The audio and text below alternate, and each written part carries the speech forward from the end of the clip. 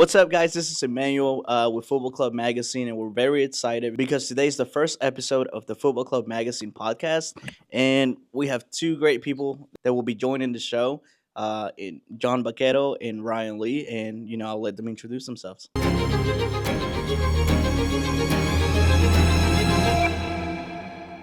Hey guys, my name is Jon Bakero, and I'm a professional football player, and I'm really excited for this new project, being working with Emmanuel and Ryan. So, Ryan, introduce yourself. Thank you so much, John. I'm Ryan Lee. I'm a one of the many play-by-play voices of the USL on ESPN Plus and for MLS Next Pro. This is my third season working in the pro soccer ranks and getting a chance to meet a pair of guys who love to talk soccer, love to chop it up, and who just want to have fun with this show with John and Manuel. I'm stoked to be here. I'm stoked to continue being a part of this with you guys. Of course, man, we're excited.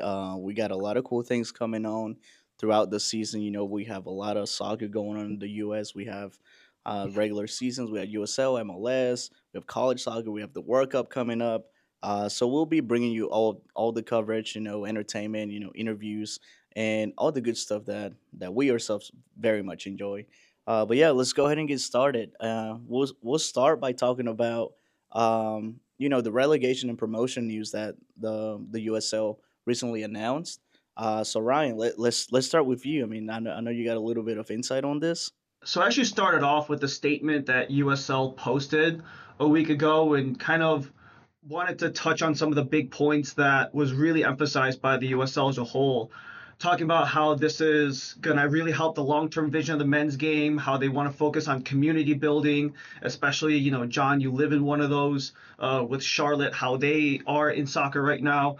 And the press release also mentioned how they want to do this in order to attract new audiences, have that fan engagement, kind of drive the demand for soccer, both as a viewer and maybe in the academy as a player as well. And I think the most interesting part about this is there's a legitimate D1 tier in this soccer pyramid, and no other league in the US has this. The NHL, the NFL, the NBA, no other league has a direct competitor as the top league in the US, but the USL want to become a part of that, and I think that's the most interesting change of this, especially since we're going to talk about some MLS stuff later on and how that could be affected long term. For sure, and I mean the rest of the world is probably like, why is this such a big deal? Is this not the norm in the U.S.? And for that, we have John. John, being a Spanish national, why is this such a big deal here in the U.S.? I mean, being raised in Spain, obviously, there's promotion relegation basically everywhere else in the world. So I think this is great news, for the competition, for what winning means and what losing means as well. I think right now in all of American sports, I feel like winning means less and losing means less because there's really nothing's gonna happen if you lose. You're not getting There's relegated. no real consequences, right? Exactly. So I think this is a great step for the future of the game here in the U.S. Obviously, there's still a lot of questions to be answered within and how that's going to work and how they're really going to push and fight against MLS because at the end of the day, like Ryan was saying, it's going to be a straight competitor or they want to be a straight competitor with MLS in a similar way that the women's side NWSL has had to deal with the USL, which is now a straight competitor. Both NWSL and USL Super League are Division One status. We can say that this is the U.S. trying to close up the gap, right, with European soccer. Not only is USL moving towards this promotion relegation, but they MLS announced that they're going to move towards the European calendar, right? Your thoughts on this? I think it's like you said. I think they're trying to adapt to what's going on in the world. They're realizing that the transfer markets are getting harder. It's hard to get good players in the summer, and I think this is a great step for the game. And I wouldn't be surprised if USL looks at that as well. Because yeah, the weather is tough to play here in the winter, but there's also places where it's really tough to play in the summer. So it'll be interesting to see how that affects both MLS and potentially USL as well. Ryan, from a competitive standpoint, like John was saying, it's a little tough being able to, you know, it's a little tough going towards. I mean, it's a little tough to compete with the European market at the end of a window that closes and then the MLS kind of starts. So how would this be a positive move for an MLS? So one thing that I think can really benefit both clubs is the timing of it all. USL says that this isn't going to come into place until summer of 2028. The winter calendar shift to the MLS that you mentioned, it's not expected to come until the 2027 through 28 season if you go by the winter calendar. And this all comes off of, it's another topic we're going to talk about later on, but it all comes off the heels of a World Cup that's coming in less than 6 months from now. So it's kind of a perfect storm of this is happening, this is happening, this is happening. World Cup happening. Next year, you have the winter calendar shift. The year after that, you have the USL changing their pyramid. And I think it kind of just lines up perfectly. It feels like they really want to find a way to ride that wave. USL CEOs, Alex Papadakis, he really talked about wanting to explore how deep the fan engagement can be, how to get new fans, new audiences by going into many of these markets. And I think the big thing that USL has, at least in terms of its advantage on the MLS right now, is the reach because they're going to so many places. You see teams in the championship represented in places like Pittsburgh, Detroit, Indianapolis. These are big sports cities with NFL teams, NHL teams, so on and so forth. And now they're getting a chance to maybe make that headway in soccer as well, which can only help not just the fans that already exist within the USL, but anyone who can come from any new markets that can come about. And John, I'm sure you know with League One, you're getting some massive expansion this year. There'll be new places that you get to see just because League One is having new teams brought into the fold this coming year. Yeah, 100%. I think what USL has done a great job is finding those markets that needed that market of soccer. I think MLS is capped or almost capped, and maybe they'll add one or two teams, and USL has been able to attract the smaller cities, the smaller markets, and there's been some great new clubs coming in, new franchises, and even this year there's more franchises coming in. And just like Ryan said, last year we go to Maine and you play in a 6,000 packed stadium, the atmosphere, what it means for these communities. They want soccer. A lot of these places, they're maybe 2-3 hours away from professional soccer, and what USL has done is giving the opportunities to these, in theory, smaller cities and some other big ones, the opportunity to enjoy soccer as well. Now that USL is moving towards making moves like this, we could say that they're also in a way becoming a real competitive threat to the MLS, right? Which can be a good thing and a bad thing. I mean, healthy competition is always a good thing. From a business perspective, they're becoming a threat because now MLS owners are also going to be a little more hesitant when it comes to investing into the expansion fee, right? Because I mean, they're looking at USL, they see that it's an attractive model for the fans, and I mean, without fans, you don't have a team. So in the future, we could be seeing a lot of the owners go and invest into a USL team from the beginning instead of just going straight to the MLS. I think that's what's eventually going to happen. I think when they announced the Premier League, USL Premier League, and Division Championship, and then League One, basically it's going to be tiered, and the amount of teams in each category or in each level. And most teams, if you want to buy a franchise, you're going to start in League One, which is going to be really interesting to see how they deal with that. But yeah, absolutely, it's so expensive to nowadays get a franchise in MLS. It's grown every year. You've seen the new clubs coming in and spending a lot of money. And, I think if I'm an owner and following the game, I'll be like, okay, let me wait a second and see how this USL thing progresses. Yeah. So for the MLS this past year, what's interesting is you mentioned business, right, John? So if you want to talk, so let's just talk numbers. Let's just talk some business here. The expansion franchise of San Diego FC this past year, their expansion fee was $500 million, 500 mil. But for the USL, you're paying a fraction of that, less than 10% of that. It's somewhere in like the $30 million range or somewhere along that. So it doesn't just give an opportunity to business people or potential franchise owners if they want to dip their toes in the USL and get promoted later on. But what it also does is that it opens the doorway for like you mentioned, some of these other smaller places. You mentioned Portland, John, with the Hearts of Pine, and how much they've really embraced soccer as of recently. There are places like AC Boise that's going to be really interesting up in the Idaho region, and places like Omaha. A lot of places that don't get really the attention, the love that they get, but with a, like you mentioned, John, a lower barrier of entry that can really allow things to maybe run rampant as time goes along. Maybe an owner says, "Hey, I don't want to pay a $500 million for the MLS. I can't afford that. Let me spend less than 10% of that at the USL and work the infrastructure and then become a D1 team just by getting the right signings, getting the right people, the right coaches, so on and so forth, so we can get promoted in a couple of years, especially because it doesn't just affect the MLS, it actually affects everything within the USL as well. They are expecting that both the Championship and League One will change their table formats. It looks like, from what the press release said, that the USL Championship is going to be a national table. I don't know what that means in the current East West system, but League One says they want to go to a regional format. So maybe that could mean that they'll adopt the East West system. So it doesn't just affect the top, but it has a trickle effect and everything beneath it as well. And again, on the business side of things, you're going in with a fraction of the cost, with the possibility of making, a great return on your investment, just because of the way soccer's about to grow in the next year. Just this year is going to grow.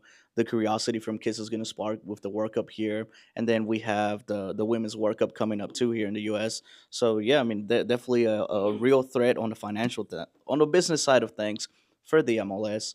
Now, with the promotion and relegation, I know this is something that players aspire to when they're in a second division. They aspire to play in the first division. So, um, what are players kind of saying about this situation? I mean, I think players are always excited. I've been in a situation where I've won the USL championship and haven't been rewarded with a promotion. So it's exciting for a player. What I was talking about before, what meaning winning means. So if there's promotion relegation, it's going to motivate players to win because then you're going to be rewarded. The same way, if you lose and you keep losing and you can't figure out, that probably means you're going to get relegated. So I think that's going to be great. I think players are excited because at the end of the day, we're competitive and we want to push ourselves in our careers and play at the highest level possible. So for me, in a personal level, it would be really exciting to see that format here. I've experienced it playing in Europe. I've been on both sides. I've been on a team that's been relegated, and I've been in a team that we were fighting to get promoted until the playoffs, and then we couldn't do it. But you live it in a different way than you do here for sure. How are things going to be changing? In size, since you do currently play and you know a little bit about this. Are there some changes that you guys might be concerned about? Well, I think right now the biggest issue, it's been publicly talked about, but the USL Championship, which is the highest level right now in the USL pyramid, is having major issues with right now. There's no CBA. There's no agreement between the USLPA and the USL, which is definitely alarming for the players because we're fighting to get certain basic needs to be able to play professionally and do it at our highest level. So it'll be really interesting because as of right now, the CBA has expired in December, and there's negotiations going on. So I also wouldn't be surprised if there was delays, and at the end of the day, players want to have certain standards met in order to compete. For sure. Now, people that may not be familiar with USL and just the American soccer system, can you kind of explain what that means, what that is, and what the benefits might be?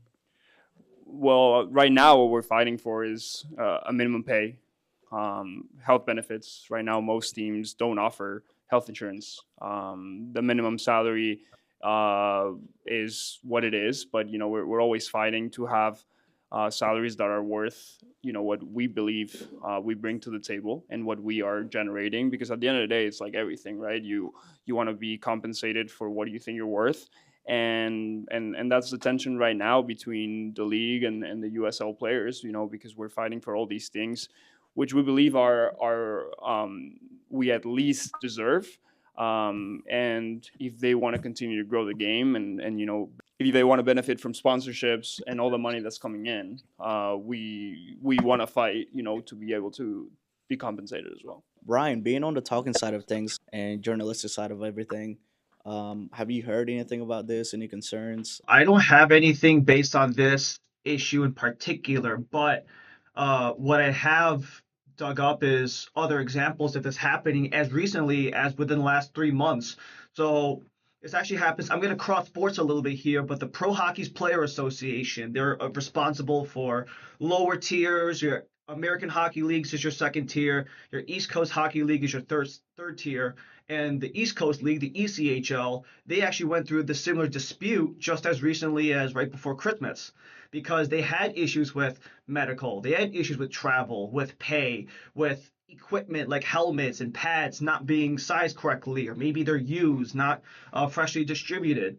And that actually caused the ECHL to straight up go on a strike for 3 days. They didn't play games for an entire weekend slate, which was devastating for the ECHL at the time, but they've rebounded and they renegotiated and they come up with agreements since. And because of that, because the league saw the losses of the players not playing and these games not happening, they eventually did give all the players a pay bump. They did give them the medical coverage that they wanted, gave them more better conditions of breaks and travel, proper equipment, trying to get the sponsorships. Because a lot of that, at the end of the day, it it comes down to money on both sides. The NFL recently ratified their CBA. The NHL did it this past offseason. The minor hockey leagues did it as well. So there is very much power with the players because we've seen that as recently as 2 months ago, because I believe this deal was done right around Christmas time. So it has worked before where the players can band together and show their voices be heard. I believe, if I'm not mistaken, in the USL Championship playoffs, players were wearing warm-up shirts that had something about, treat us fairly, ratify the CBA, whatever it was. I forgot the exact wording, but I know that the players in the championship were making their voices felt in their warm-up shirts. So there very much is power of the player. There's precedent in that in other sports, in hockey and football recently as well. And I think as long as, I don't want to use the word demands, but what the desires are, if they're truly met, if they're met within reason and in a place where it benefits both the players and the league, then eventually, with more money going into these sports and the USL, it can come within time. So we've seen recently it happens in hockey and it works. The question is, will the same thing happen with the USL and soccer? That's still TBD. At the end of the day, two parties have to agree. I mean, by making these moves that the USL is making, I mean they're pretty much saying that they're going to be taking an aggressive stance with the investing going on into the league, right? Because now all three of them are kind of intertwined, right? I mean, they've always been, but now more than ever. So it only makes sense to be able to compensate your players with, the benefits they require, kind of like on a basic level. Because as you're growing as a league, you also need to take care of the players that are helping you grow the league. So it just makes sense. But now taking a little bit of a shift from that, um, MLS preseason, it started recently. One of the main things that everybody's talking about right now is Inter Miami, or like not everybody, but a lot of people are talking about Inter Miami, and they're curious about how they're gonna do this season now that their squad might not be as strong as it was last season.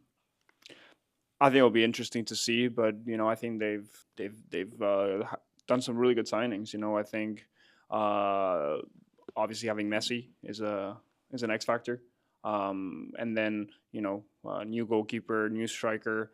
Uh, I think it'll be Messi will be again looking for a title, and how competitive he is, and it would also be interesting how many games he will play with the World Cup coming in the summer, and how he'll manage his load for games, because I'm sure he wants to be fresh for the World Cup.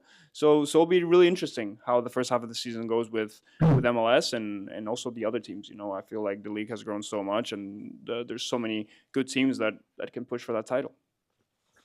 One of the interesting things you mentioned there, John, is what's the role of Messi and what Inter Miami is going to do. Have you guys been on Cebus Galazo recently, like during this past week? Because they have been having a lot of discussions and a lot of rumor mill. And these are the people who are in the know. Like CBS Galazzo is talking about this, so there's some potential weight to it.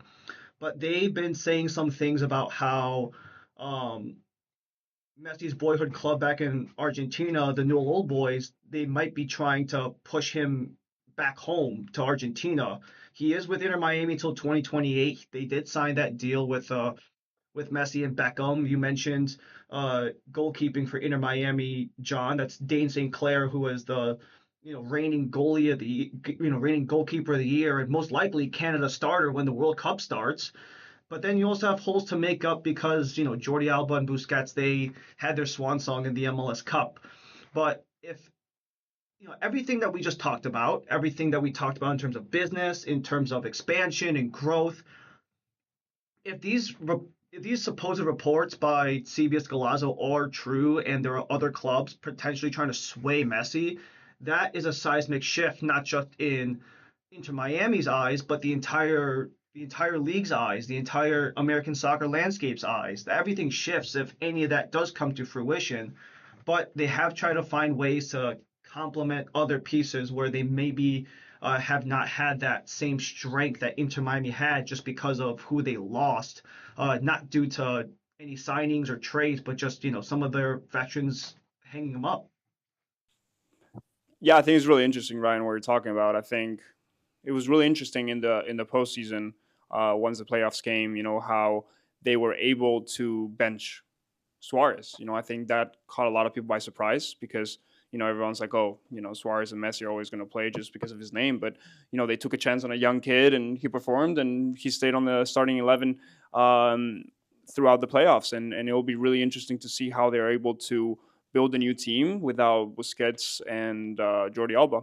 But with what you're saying, what I read was that Newell's, Messi's former club where he started playing, wanted to bring Messi in, but it would only be for the 2027 sprint MLS season. So, for those who don't know, the MLS is getting a new structure for 2027. Well, they'll play a short season in the spring, and then they're going to move to adopt the European season starting in the fall. So, what I read was that Newell's wanted to bring him in for that small spell, which will also not be that important in MLS, if that makes sense, right? No, it totally does, and I think that clarification is needed because this is so fresh. I know all these reports came out in the last week, and many people might be hearing about this for the first time, and um, that it leaves a lot up in the air because Inter Miami does have all this hype surrounding it. I live here in the area now. I've kind of seen and met with a lot of the people who are really excited because you're coming off an MLS Cup, you're building a brand new stadium. It should be done by the time I think they said their home opener is going to be in April, and there's a lot of excitement, there's a lot of buzz, but even if it's a temporary agreement between Newell's and Messi, that could deflate uh, a lot of potential hope or a lot of because it arises a lot of question marks. Just like that's why we're having this discussion now. It's a lot of question marks that need to be answered, and it's not just between you and me, but once if something does catch wind or things do progress, then I think Inter Miami and a lot of the people here will be left with a lot more questions than answers. I think Vancouver surprised a lot of people by making it to the final. But then with Thomas Mueller coming in, you think they're gonna start off pretty strong this year? Yeah, I think Vancouver has a lot of the pieces that can make them competitive. They have the defender of the year, Tristan Blackman.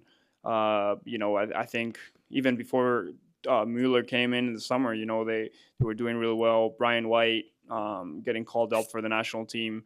Berhalter having a great, they have all those pieces coming back, so I think Vancouver is one of those teams that will be interesting to see how they start. But, MLS is a very interesting league because obviously what the salary cap and all those things do is, it keeps everything very competitive and in a positive way. And I think we've seen it before where Galaxy win the MLS Cup, and the following year they struggle because they lose a lot of the key pieces. But in this case, it looks like Vancouver is able to keep a lot of them, and I think they'll be very competitive. And there'll be a lot of other teams who maybe weren't as good but made good signings and maybe can push for the league as well. I think one of the interesting parts with the Caps is I feel like it's one of those teams that can kind of elude the minds of a lot of people within the league because, they're just one of those franchises that hasn't really made a lot of headway. They haven't really done anything ginormous in terms of its overall impact, like in its history. I feel like it tends to be a forgotten franchise at times.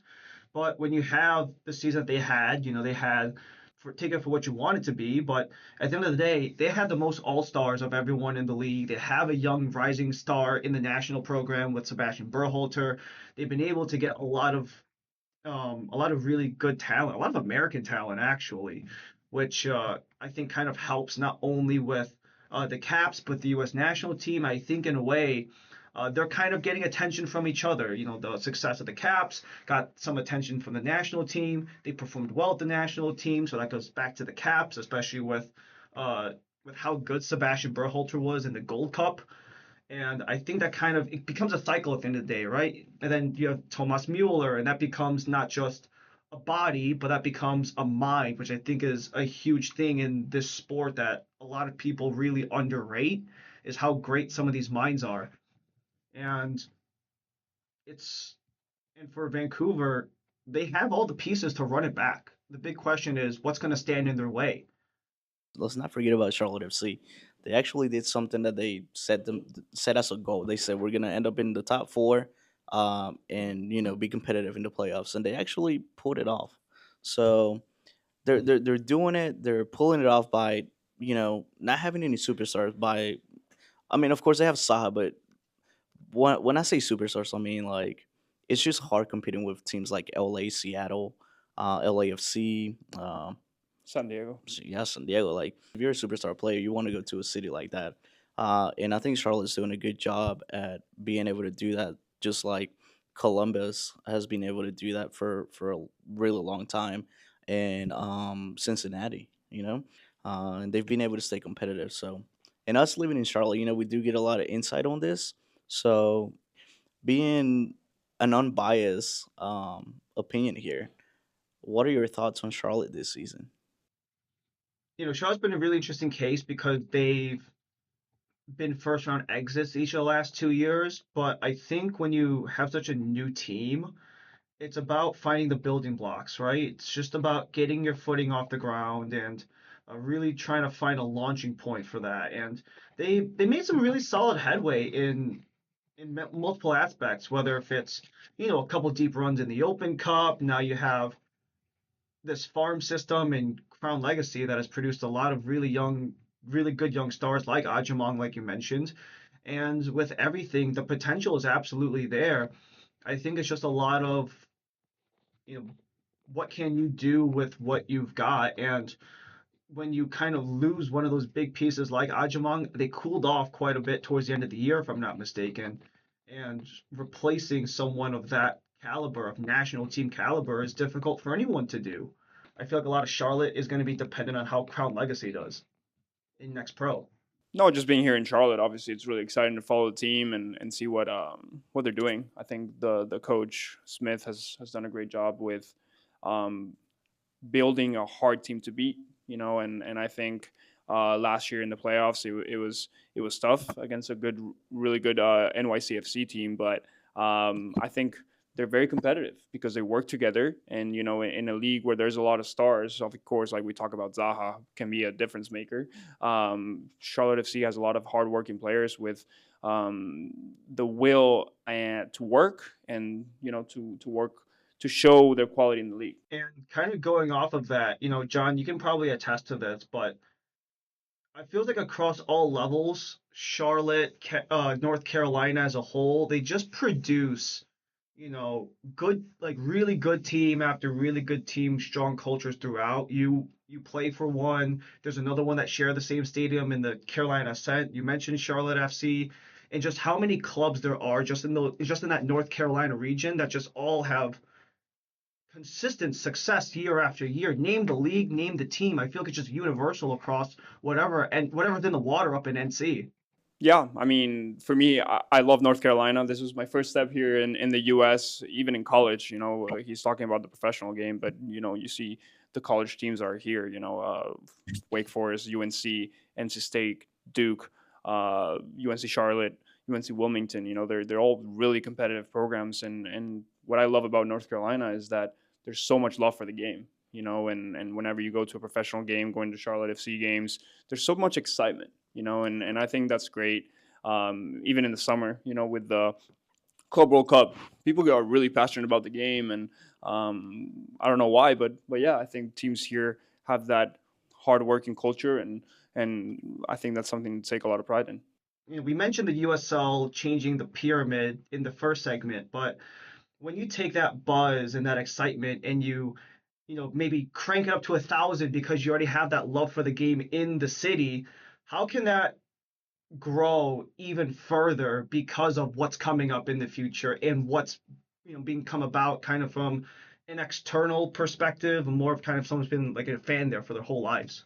One of the biggest challenges here in the U.S. is, and I hope I answer your question, but playing for Charlotte Independence, having Charlotte FC, I feel like in some ways a lot of people forget that they can support two teams at a time, or maybe forget a little bit about the lower leagues, and hopefully bringing the promotion relegation can help that. When people can say, okay, I like Charlotte FC, but let me also support Charlotte Independence, because I remember playing here against Charlotte Independence when they were in the USL Championship and Charlotte FC didn't exist, and it was a packed house. And that's not the case anymore, because people now are only paying attention to Charlotte FC. But there's also a lot of talent if you go watch a Charlotte Independence game or a Crown Legacy game or Carolina Ascent, which they also get a lot of fans because also people are really excited about women's soccer. So I don't know if that answers your question, but something that I hope can grow in the US is that ability of not only follow the big leagues but also follow a little bit the minor league teams that are trying to push it, and there's still a lot of talent. That would open a whole nother can of worms. We can get into the way following a team like Charlotte FC can be expensive, and then having the extra funds to then also follow Charlotte Independence and Carolina Ascent. I think it's a little bit of what's kind of creating a situation like this, right? And not to say that Charlotte Independence has expensive tickets or Carolina Ascent, but I feel like when you have a team that's um, more of like an international spotlight situation, a lot of people are gonna tend to gravitate towards that. So now they're buying the merch, now they're buying the tickets, they're going and spending money in concessions, and then at the end of the day, even if they know Charlotte Independence is there, they're like, well, my it doesn't fit my budget. Yeah, I think obviously I'm not getting into the business side of things, but in Europe, there's teams that, like, if you just look at London, right? There's so many teams in the Premier League, and some people are fans of QPR, and they're not Chelsea fans or Arsenal fans, and they still pack the stadium. And I feel like it's such a huge soccer community. There's so many kids that play soccer in Charlotte, and I don't want to go into what the price is, because I really don't know what the price is for Charlotte FC or Charlotte Independence is.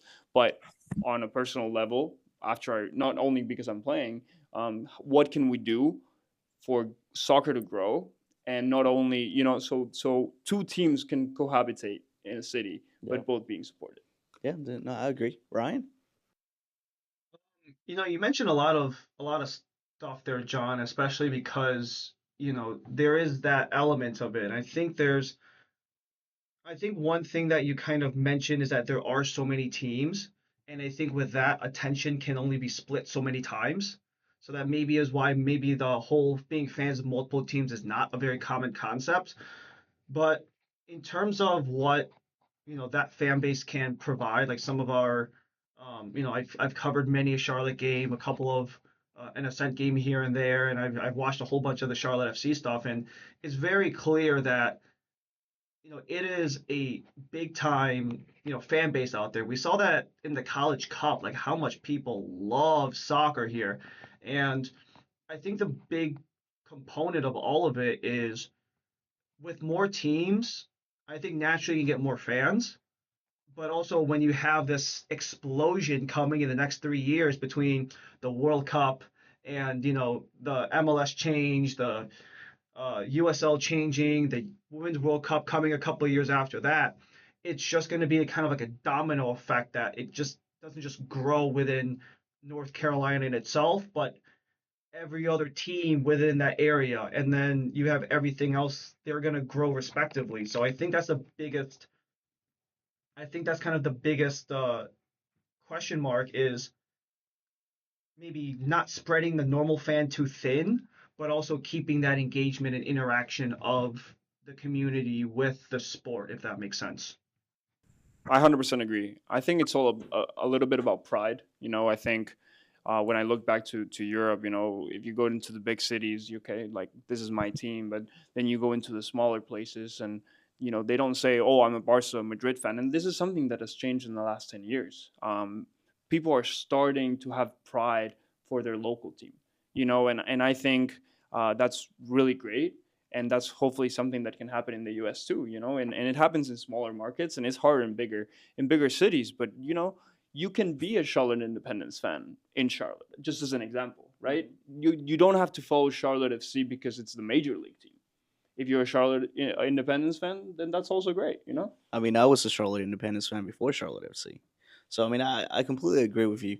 But it goes back. I think it goes back to just the attention span, and then for I mean, I'm gonna say and assume that over 50% of the people do have that financial Mm, situation where they have to just pick and choose. for sure. So I mean, that's something that could change. Become a little bit more affordable as well, such as the English leagues, the Spanish leagues, just the European leagues in general. But yeah, I mean, touching on those topics, um, international level, Christian Pulisic might not be fit. For the World Cup. um, you know, Interesting for Christian. Obviously, the amount of games that you play in Europe is really tough on the body. But I think there was something that came out that he was going into treatment on his day off, Hmm. and that's normal.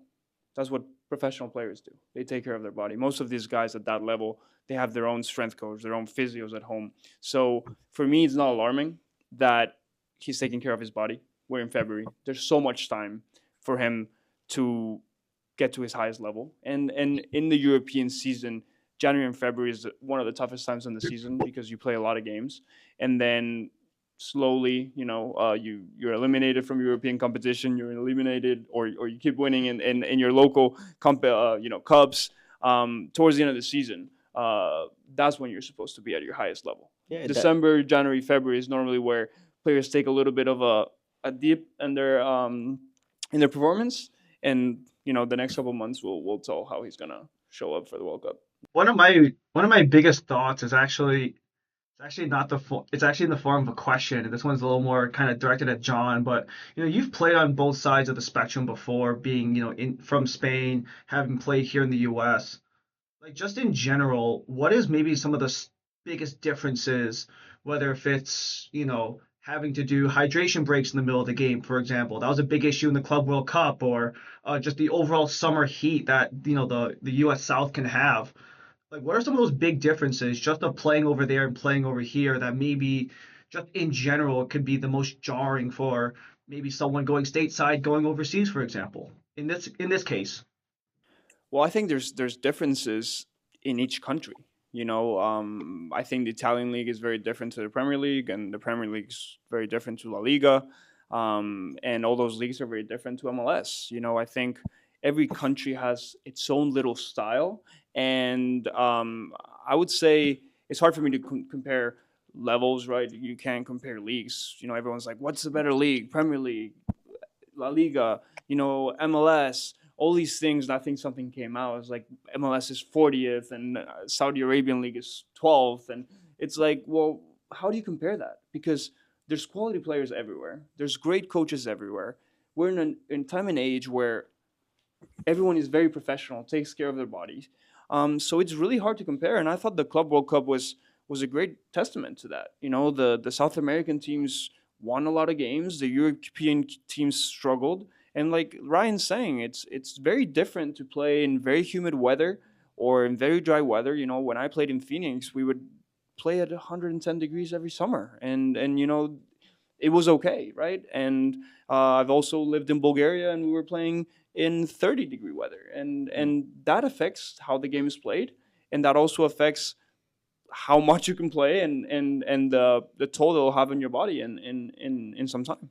So one thing that a lot of the teams during the Club World Cup complained about was the stadiums that did play with the turf, and I wouldn't say it's a factor because both teams are playing on it, but it is a factor in the way players who have a long season, such as Real Madrid players, who happen to always be in quarterfinals, semifinals, Barcelona, Bayern Munich. You know, these teams, they seem to be the ones that complain the most, and it's not necessarily a complaint; it's more like a concern.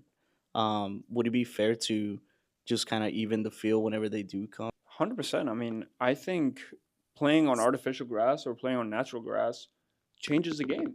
You know, it's not the same to play at Bank of America than it is to play on a grass stadium somewhere else. But yeah, so that also has a huge impact on the game when we're talking about things that can affect the speed of the ball, uh, the toll that your body has when you play on turf. And yeah, when teams came in the summer, and you know, it was very, like, I think they played here at Bank of America, and they put new grass on top of turf. Their teams in Europe are used to the best surfaces every time, and that has a toll on your body. You know, when you're playing on grass that is not perfect and all those things, it might sound picky because, like how you said, it's the same for both teams. But sure, obviously people are concerned. They play so many games in a season. I think they play 60 to 70 games. Like, players really care about the surfaces they play because there's always a risk of injury, and you want to minimize that as much as you can for the players. Then you also have the element of, the international stage coming here stateside of how, you know, I I'm not certain if they are, but MetLife Stadium, for example, is considered the turf monster of the NFL, right? It's considered, if any of you guys watch NFL, they usually complain about MetLife for the major injuries that come, your Achilles, your ACLs, and how some of those artificial turf fields can really hurt things like that. That's a huge complaint in the NFL. Well, apparently they might overhaul those fields completely to fit the international standards of grass and those pristine surfaces, like you mentioned, John. And I think that could maybe be another potential push point if it is of maybe some teams or maybe some players you mentioned in this MLS system. Maybe they don't want to come here for that one reason alone. They know the toll it's going to take, they know the risk, and they just don't want to take it. So they'll take their services elsewhere. And I think it kind of all comes back around in a weird day for that reason, because you don't want to play on MetLife when, you see the Giants and the Jets going down game after game. But if they replace the turf like they're supposedly promising for the World Cup, then maybe you can, have a little more sway in your direction, if that makes sense. It's like you were saying, they're used to the best surfaces in Europe, and they come here and they just don't get that. It could be one of the things they focus on to level that ground and try to go close the gap. Because I mean, with players, it's we're kind of getting there, right? With Patrick Agyemang, with Obed Vargas. Transfer wise, it's getting there. Yeah, I think the gap's been closing year after year. You know, I think the South American players also see MLS as a huge market to promote themselves to go to Europe. I think one of the first players to do that was Almiron. He came, had a great couple seasons, and then he went to the Premier League. And obviously, the talent that MLS is producing and sending players like Obed Vargas to Atletico Madrid. You know, I think there's a lot of players that are coming out of MLS and moving to Europe, and that's a testament to the quality that is in MLS, and at the same time, the amount of players that are now coming to the MLS in their prime. You know, I think right now there's more and more players who are looking at MLS as a great league to further their career. And not only like before they used to say, oh, they would come to just retire. Hmm. So Timo Werner going to the San Jose Earthquakes. Cucho Hernandez went to Columbus to a couple of years to go back to Europe. And I think that's great testament to what the league is doing and how it's growing in the quality of their players. Yeah, and I think that's a great point that you bring up, especially because Mexico used to be the place where the South American player would go and develop or finish developing, right? Be seen, be promoted, and then hopefully make the jump to Europe, right? You don't really see that anymore. What we're seeing now is even the Mexican player trying to get away from the league because they kind of hold them captive with the crazy, transfer fees. So yeah, I mean MLS is definitely closing the gap in that way because they're attracting talent with the way the game is being played, the way the game is growing, the fan bases, but especially the business side of things. It's crazy how the business side of things decides a lot of what makes soccer such a good product to consume. You have this interplay between Europe and the Americas and everything else like that, and how there's kind of a pipeline for like South America players to come through the Mexican system. We might be seeing another major shift coming in the MLS as well, coming from the Mexican side. If these supposed rumors of James Rodriguez talking with Minnesota United come about, that's only going to increase that further. And you know, I think when you bring in more of these veterans, I don't think it's going to ever escape that quote unquote retirement league. Uh, I don't think it's ever gonna escape that quote unquote retirement league stigma behind it, because that's what it's been considered for the last however many years. But when you have big name players who are willing to come here, your Thomas Muellers, your Messi's, your Son Heung-min's, James Rodriguez potentially, then that could pave the way for the next person to be like, okay, how can I use the US as a launching point, as a starting point, as the next move? And we've been seeing that with homegrowns and international resource players. I mean, to add to your point, we do have some of the Mexican talent that are in their prime, just making the jump. Like for example, what's his name, Jorge Rubalcaba. He just made the jump from Pumas to Red Bull. So I mean that just proves that MLS is definitely closing that gap, and just becoming a better league from what it's been the past 30 years, Well, I think Seattle won the 20. first CONCACAF Champions League, right, Yeah. for MLS. There's all these factors that are.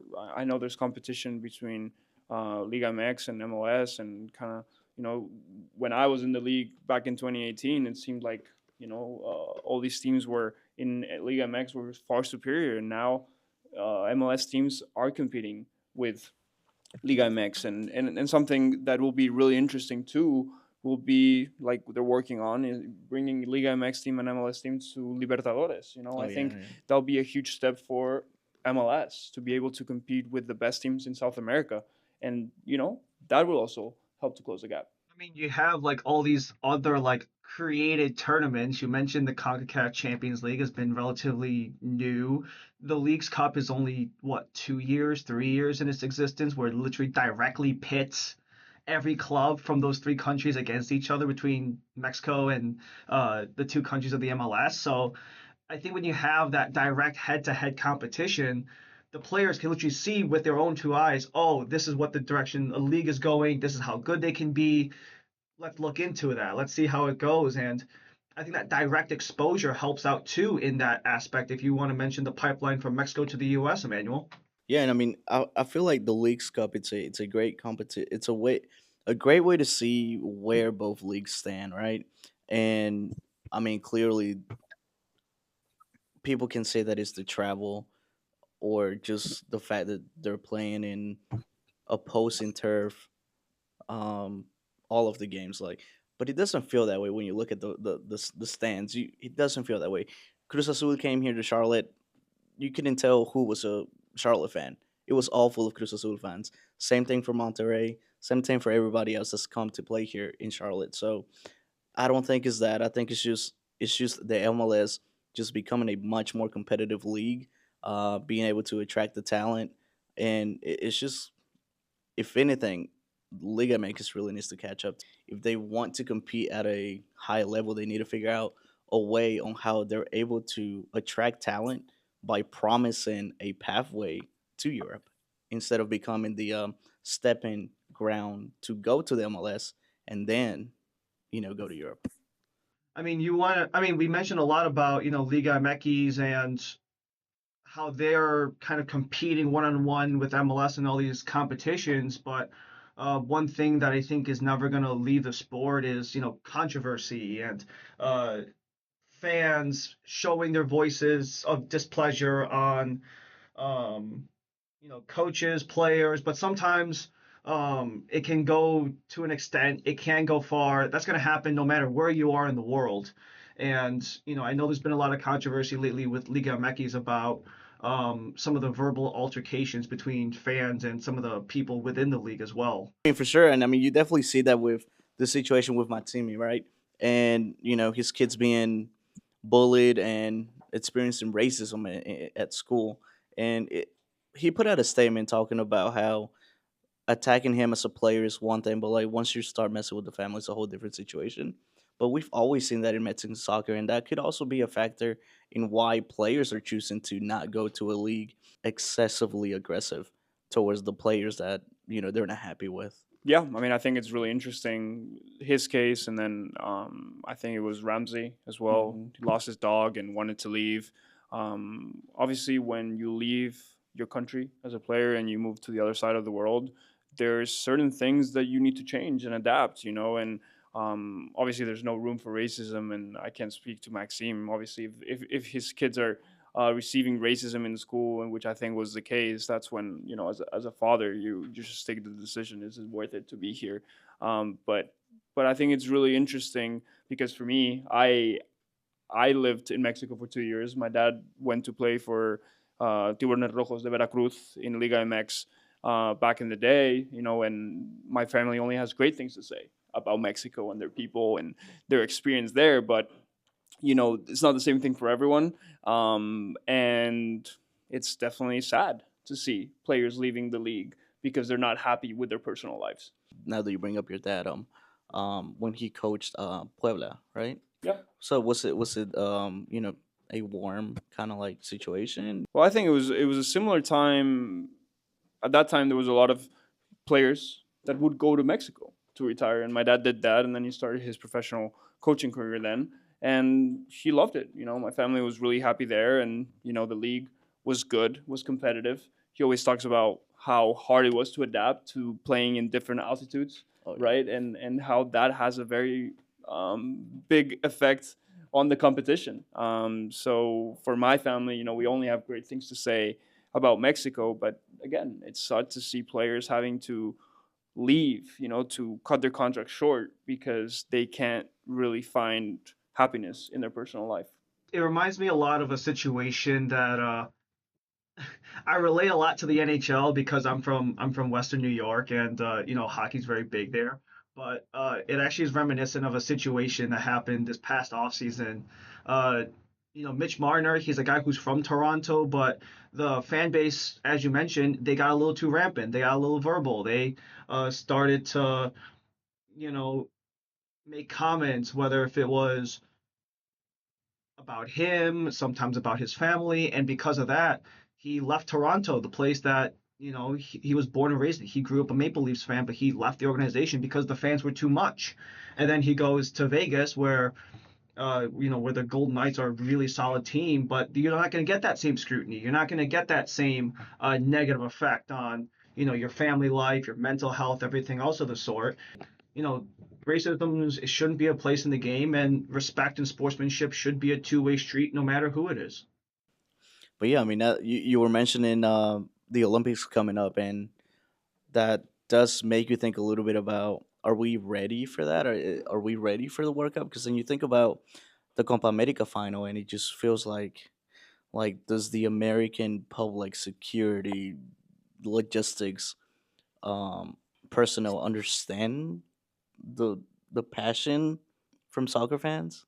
I know downtown Miami and the Rosses and the owners of Hard Rock Stadium, they found out the hard way. Yeah, I mean, I think also the way that in general, I feel like here in the U.S. there's a lot of respect for the athletes. There's a lot of respect for the players and their families and mental health. But it's not the same everywhere else in the world. South America, the way they live the game, it's their life.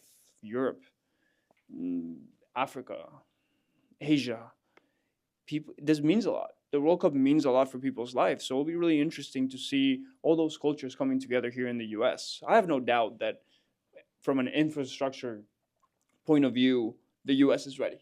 The U.S. is ready to host the best sporting events in the world. But it'll be really interesting to see how the people can connect with all these people from different countries who live sport in maybe a little bit different way than the regular American fan base does. Yeah, especially with the political climate. But that's a whole nother topic. But we definitely want to wrap this up on a positive note. Since we were talking about these things, what is something that you're looking forward to, like with the Olympics, a certain sport, a certain athlete? I love the Olympics. I love watching any sports live. So I'm really excited for the Olympics. Hopefully, can go out there to LA, experience it, and I'm really excited for the World Cup. I think it'll be a great moment for U.S. soccer as a whole. For MLS, for USL, for all of us who love the game. I think bringing the biggest stage into the country and for people to experience also like what I was talking about, right? What it means to a lot of people, what the sport means, and it already means a lot for the people here in the U.S. But there's also a lot of things that we can learn, and I think experiencing it through the eyes of other people will be great for everyone. Yeah, for sure, Ryan. I think one of the big things about these tournaments coming up and these major events is, the Olympics is a spectacle in itself, right? But what gets lost in all of it is how much it drives a lot of youth sport activity, I feel like. And I feel like this is going to be a topic, not for us today, but this will be a topic for us. And by us, I mean, sports fans as a whole in like 5 years from now. Because of the World Cup coming here, because there's an Olympics coming up in 2028, but we saw it in Australia, right? Like Australia, I pulled some of the numbers. Like in Australia, there was like a 30% increase in women's soccer participation after the Women's World Cup that just happened there. New Zealand, I think they increased like a quarter of their female soccer playing base because they hosted the Women's World Cup. With the World Cup coming here, how is that going to be for an American? Like, how's that going to be for, maybe someone in eighth grade, ninth grade, give or take 13 years old? They discover soccer for the first time because of the World Cup. Next thing you know, 5 years from now, they're playing in the NCAA. Maybe they're signing a minor pro contract. Who knows? I pulled some numbers elsewhere, and the Olympics bump is real in almost every sport. There's a few outliers, which is predominantly like some of the sports that already exist here, like baseball and basketball. But for sports like track, swimming, with these Olympic sports in the winter, snowboarding, skiing, the bump is real. And that's not a conversation for us to have now, but 5 years from now, who is the 13-year-old kid sitting on their couch today that's going to be the next hotshot 19-year-old prospect 6 years from now? So I think it's all going to be just a giant domino effect into this giant wave of sport participation, but soccer especially, just because of the host here. And Australia and New Zealand already saw that, with their Women's World Cup recently. Like you said, I mean, the U.S. has everything. They have no excuse to not become one of the biggest soccer superpowers. So yeah, that part of the Olympics and a tournament like the World Cup makes everything else much more interesting. Since we're on the topic of Olympics as well, let's just end it with this. Ryan suggested this. Let's do it. So, what Olympic sport do you think you will be the best at? Olympic sport, Winter Olympic sport, Winter Olympic Winter sport. Olympic sport. I think I will be good at bobsleighing. Okay. Because I watched that Disney movie. You guys remember the name? Correct. Yes, yes, I love that. So I feel like if the Jamaicans could do it, I think I could do it as well. What's wrong with the Jamaicans? Nothing. They just don't have ice and snow. So there's a little bit of that in Spain. So I guess I don't that's a even know good- if there's like Spanish bobsleigh team. So. That's funny. That's funny. Ryan. You know what? here's the thing. I played hockey growing up, so I'm gonna exclude that straight up. But one thing that honestly I really got a kick out of was I don't know if you saw it, but if you haven't, go look at it later. Flava Flav trying the skeleton is the one where you slide on the sled head first. Something about that, it looks so dangerous, but that would be so exhilarating if you're like a roller coaster. If you're like a big fan of roller coasters like I am, like something about the speed and the thrill and maybe the safety element or luge, like basically the same thing, but you're going feet first. Just the speed and the whip would just be so much fun to ride, and it's so quick too. Like you're in, you're out. It's basically a giant roller coaster. Yeah, that was it, Ryan. You stole my answer, man. I mean, how can you not? Like I don't know about you, but I love a good roller coaster every so often. Cedar Point, I remember growing up, that was the place. They just had the big ones, and they just went so fast, and just something about it you can't replicate. Man, with that, we're gonna wrap up today. We hope we cover some topics that were interesting to you guys, some opinions, some things that we have thoughts on at a personal level, and from a professional level, such as John and Ryan. So we expect, we hope to continue to bring you entertainment and things like this in the future. We have a lot of challenges that John has mentioned, uh, and we'll keep those a secret. But yeah, stay tuned for part two. And where can we find you guys? On social media, LinkedIn. What where can we find you? You can find me on Instagram, TikTok, Twitter. What's the handle? You put it down. It'll be down here. Cool. And then Ryan. No, you can find me on all social media platforms. Accent Instagram at Ryan Lee 5019 1ELE 5019. It's a lot of interesting insight, and a lot of takes that I can't really exhibit anywhere else. So they go onto the feed. We thank you guys for watching and stay tuned for more.